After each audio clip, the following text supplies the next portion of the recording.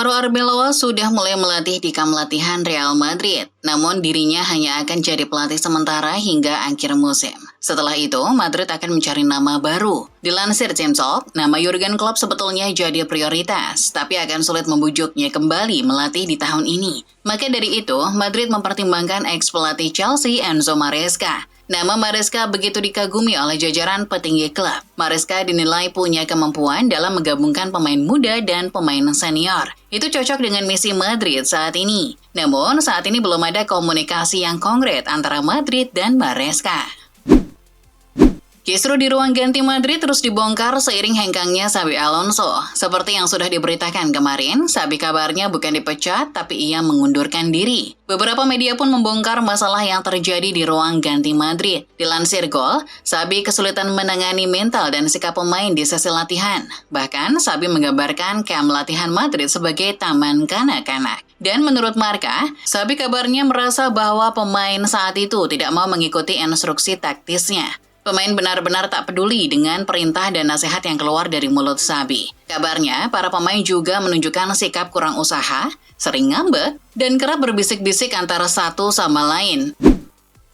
Dari Barcelona, Hansi Flick kabarnya menekan klub untuk mendatangkan bek lagi. Wow, Cancelo saja tidak cukup. Flick minta bek tengah berkaki kiri. Dilansir El Nacional, beberapa nama sedang ditinjau oleh timnya Deco. Namun, Flick kabarnya merekomendasikan satu nama. Ia adalah Pau Torres dari Aston Villa. Bek asal Spanyol ini dinilai sangat cocok dengan skema permainan Hansi Flick. Ia adalah bek tengah berkaki kiri dengan kemampuan distribusi bola yang baik dan pengalaman di level tertinggi. Bagi Flick, ia merupakan pilihan yang sangat menarik untuk memperkuat lini pertahanan. Kabarnya, 30 juta euro jadi angka yang cukup untuk memboyongnya ke Camp Nou. Bergeser ke Inggris, Michael Carrick telah diumumkan sebagai pelatih caretaker Manchester United hingga akhir musim. Manchester United pun membeberkan mengapa pada akhirnya mereka lebih pilih Carrick ketimbang Ole. Dilansir Standard, alasan ini disampaikan langsung oleh Jason Wilcox. Menurutnya, Carrick adalah sosok yang luar biasa sebagai pelatih. Dia tahu persis apa yang dibutuhkan oleh Manchester United. Carrick siap memimpin kelompok pemain kami yang berbakat dan bertekad untuk sisa musim ini saat kami terus membangun klub menuju kesuksesan yang teratur dan berkelanjutan. Pengalaman dalam beberapa tahun terakhir juga jadi kunci. Kinerja Carrick di Middlesbrough jelas lebih dihargai ketimbang kegagalan Ole di Besiktas. Selain itu, Carrick juga orangnya nggak muluk-muluk. Ia tidak terlalu berharap akan dipermanenkan musim depan, sedangkan Ole mengincar posisi permanen di musim depan. Meski hanya berstatus manajer sementara, Michael Carrick kabarnya meminta klub untuk mendatangkan satu gelandang. Dan gelandang itu adalah Ruben Neves yang kini masih berstatus pemain Al Hilal. Dilansir The Guardian, pemain asal Portugal itu hanya bernilai 20 juta pound saja. Itu harga yang terlampau murah untuk pemain berbakat sepertinya. Carrick juga yakin meski bukan dia yang melatih di musim depan, Neves akan tetap mempunyai peran vital di lini tengah. Ia akan membantu pelatih untuk menentukan rotasi dan bisa meningkatkan etos kerja di lini tengah. Apalagi jika Carrick bisa membawa MU menembus kompetisi Eropa musim depan. Sementara dari Manchester City, Pep Guardiola berhasil meletakkan satu kaki City di final Carabao Cup. Hal ini dipastikan setelah City mengalahkan Newcastle United dengan skor 2-0 di leg pertama semifinal Carabao Cup. Dilansir FotMob, Antoine Semenyo kembali mencetak gol di laga tersebut. Ini jadi 2 gol beruntun setelah sebelumnya ia juga mencetak gol di FA Cup. Leg kedua akan dimainkan tanggal 5 Februari. Laga tersebut akan diselenggarakan di Etihad Stadium, markas City. Ini bakal jadi laga yang sulit bagi Yohan Wissa CS. Arsenal dikabarkan serius untuk membujuk Arda Güler dari Real Madrid. Pergantian pelatih jadi salah satu celah yang bisa dimanfaatkan oleh Meriam London. Güler begitu diandalkan di era Xabi Alonso. Performanya terus meningkat hingga akhirnya menarik perhatian banyak klub. Tapi setelah kepergian Xabi, nasibnya kembali dipertanyakan. Dilansir Team Talk, selama 1 tahun terakhir Arsenal selalu menanyakan ketersediaan Güler. Dan Januari ini bakal jadi momen yang tepat. Kini keputusannya ada di tangan Madrid. Jika lampu hijau diberikan, maka bisa dipastikan Arsenal akan mengajukan tawaran resmi. Masih dari Inggris, ada Newcastle United yang sedang berusaha memagari Bruno Guimaraes dengan kontrak baru. Dilansir Team Talk, setelah merampungkan kesepakatan kontrak baru dengan Sven Botman, The Magpies kini fokus pada salah satu aset berharganya, Bruno. Dalam beberapa pekan terakhir, performa Bruno sangat menakjubkan. Dirinya selalu terlibat dalam skema permainan Newcastle. Tak jarang, ia juga mencetak gol dan assist. Hal ini memancing beberapa klub untuk menanyakan ketersediaan Bruno, salah satunya Manchester City. Nah, untuk mencegah kepergian Bruno, Newcastle akan menawarkan kontrak baru dengan gaji dan klausul pelepasan yang tinggi. Terbang ke Italia, ada Antonio Conte yang tak bisa terhindar dari sanksi kartu merah di laga menghadapi Inter Milan kemarin. Di laga itu, Conte diganjar kartu merah di menit 71. Oleh karena itu, Conte harus menerima sanksi larangan mendampingi anak asuhnya di pertandingan berikutnya. Dilansir 90 Min, Conte kedapatan menghina wasit dan menendang bola di laga tersebut. Dengan aksi tak pantas itu, Conte akan absen di 2 pertandingan, yakni di laga melawan Parma dan Sassuolo. Conte baru bisa kembali ke bench pemain di laga menghadapi Juventus.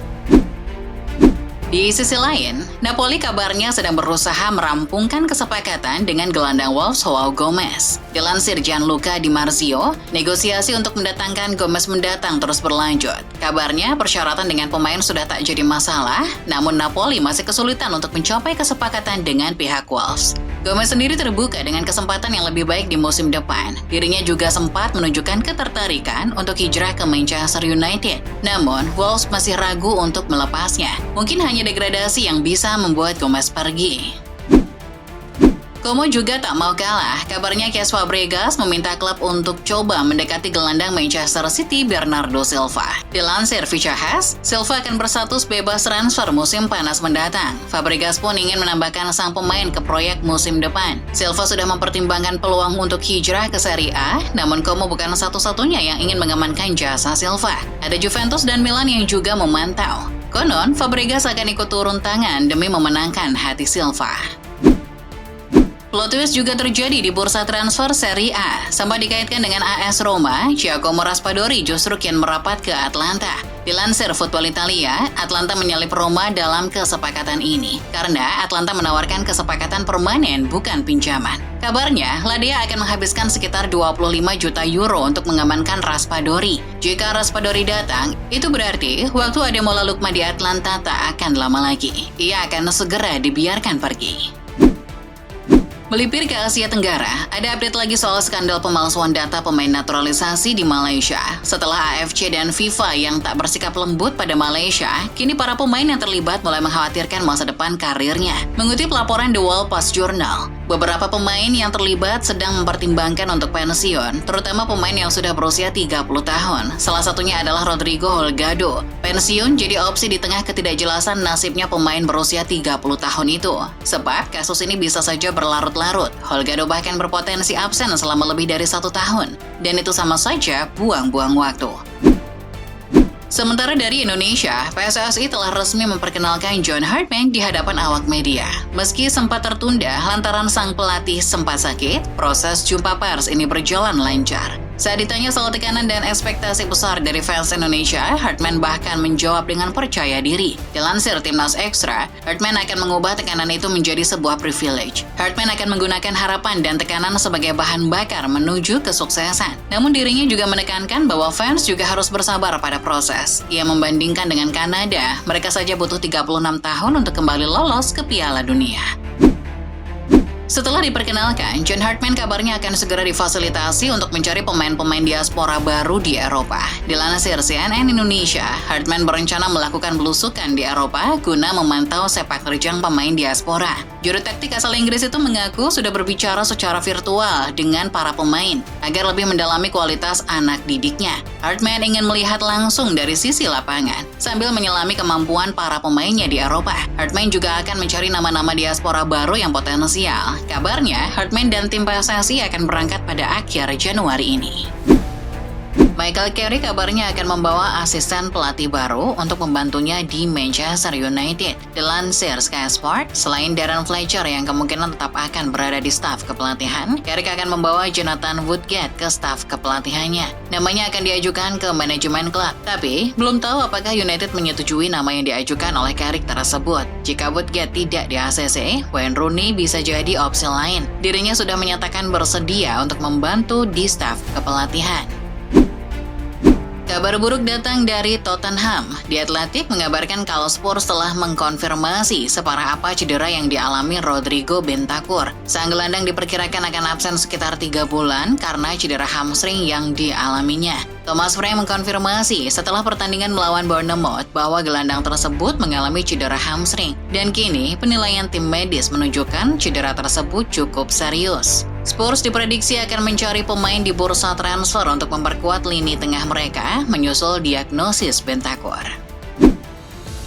Lama tak terdengar, legenda Liverpool Mamadou Sakho memutuskan pensiun dari sepak bola profesional. Dilansir Paris Fans, Sakho hadir di laga derby Paris antara PSG dan Paris FC. Sang pemain memberikan sambutan dan pidato sebelum pertandingan. Sebagai pemain didikan Akademi PSG, momen ini cukup emosional bagi kedua belah pihak. Di momen itu, Sakho mengumumkan pensiun di usia 35 tahun. Keputusan ini diambil setelah masa-masa sulit dalam mencari klub sejak berstatus tanpa klub Juni tahun lalu. Klub terakhirnya adalah Torpedo Kutaisi di Liga Georgia. Setelah mendengar berita Xabi Alonso berpisah dengan Real Madrid, Kylian Mbappe langsung memberikan pesan emosional untuk sang pelatih. Dikutip dari cuitan Fabrizio Romano, Mbappe merasa terhormat bisa dilatih oleh sosok legendaris seperti Xabi. Meskipun singkat, sungguh menyenangkan bisa bermain untuk Anda dan belajar dari Anda. Terima kasih telah memberi saya kepercayaan diri sejak hari pertama, kata Mbappe. Mantan bos PSG itu juga akan terus mengenang jasa-jasa dan ide-ide Xabi. Tak lupa, Mbappe juga mendoakan yang terbaik untuk karir sang pelatih. Setelah kepergian Xabi Alonso, Real Madrid dikaitkan dengan salah satu gelandang PSG, Fabian Ruiz. FYI aja, ini bukan kali pertama El Real dirumorkan dengan Fabian. Dilansir Fichahas, Madrid sudah lama menginginkan Fabian. Pemain asal Spanyol itu mengalami peningkatan performa yang sangat pesat di PSG. Kabarnya, masuknya Real Madrid ke dalam persaingan untuk mendapatkan Fabian Ruiz berakar dari kebutuhan yang nyata dan mendesak. PSG sendiri kabarnya tidak menutup pintu untuk Madrid, tapi harga yang dipatok tidak akan murah. Lagi-lagi, Presiden Barcelona Joan Laporta ikut campur soal apa yang terjadi di lapangan. Kali ini, Laporta mengkritik sikap Kylian Mbappe yang mengajak rekan-rekan satu tim untuk tidak memberikan guard of honor untuk Barcelona. Dilansir Football Espana, Laporta mengecam perbuatan Mbappe. Saya terkejut dengan apa yang dia lakukan. Dalam kemenangan dan kekalahan, Anda harus murah hati dan hormat. Ini olahraga dan Anda harus berperilaku normal. Saya pikir kami dalam kemenangan bersikap murah hati dan menghormati tim lawan. Itulah mengapa saya tidak bisa memahaminya, kata Laporta. Juventus dikabarkan ikutan mengejar bek Celta Vigo Oscar Mingueza. Saat ini Luciano Spalletti kabarnya sedang mencari bek serba bisa dan Oscar masuk dalam radar. Dilansir Foto Italia, Juve terkesan dengan penampilan sang pemain di La Liga musim ini. Ia dapat bermain sebagai bek tengah, bek kanan, bahkan bek sayap yang lebih menyerang. Berita ini sudah dikonfirmasi juga oleh jurnalis andalan Italia Fabrizio Romano. Kabarnya Juve harus bersaing dengan 4 tim lain jika serius mengejar Oscar. Sementara Fiorentina kabarnya ingin mencari pemain yang lebih menyerang untuk menambah daya gedor di paruh kedua musim ini. Dilansir Football Italia, nama Jack Harrison dari Leeds United masuk sebagai opsi menarik. Harrison bisa saja jadi rekrutan ketiga setelah Fiorentina mendatangkan Manor Solomon dan Marco Brascianini. Fiorentina menginginkan Harrison karena ia merupakan pemain sayap yang mobile. Ia bisa berperan di sektor sayap bagian kanan maupun kiri. Masih dari Italia, Football Italia juga melaporkan kalau mantan pelatih timnas Italia Roberto Mancini sudah berbicara langsung dengan bek Lazio, Alessio Romagnoli. Menurut laporan, Mancini sedang berusaha membujuk Romagnoli untuk hijrah ke Qatar dan bergabung dengan tim asuhannya Al-Sadd. Kontrak Romagnoli di Lazio masih tersisa hingga 2027 dan saat ini belum ada kesepakatan yang dicapai antara Lazio dan pemain. Mancini pun berusaha menggoda Romagnoli. Sekarang keputusan ada di tangan sang pemain. Mampir ke Asia Tenggara, tepatnya Malaysia, Super Bowl melaporkan bahwa kasus pemalsuan data pemain naturalisasi mulai melebar kemana-mana. Kini, manajemen timnas Malaysia bakal diperiksa polisi imbas laporan skandal naturalisasi tersebut. Menurut pengakuan Yusof Mahadi selaku pelaksana tugas Presiden FAM, polisi sudah memeriksa setidaknya 8 saksi dalam kasus pemalsuan dokumen naturalisasi ini. Termasuk dirinya sendiri, Yusof Mahadi mengaku telah dipanggil untuk memberi keterangan sebagai pimpinan FAM selaku pihak yang paling berwenang. Ditanya soal apakah manajemen tim nasional akan diperiksa juga, Yusof sepenuhnya menyerahkan hak itu pada kepolisian. Tapi jika ditanya mungkin, ya jawabannya mungkin saja.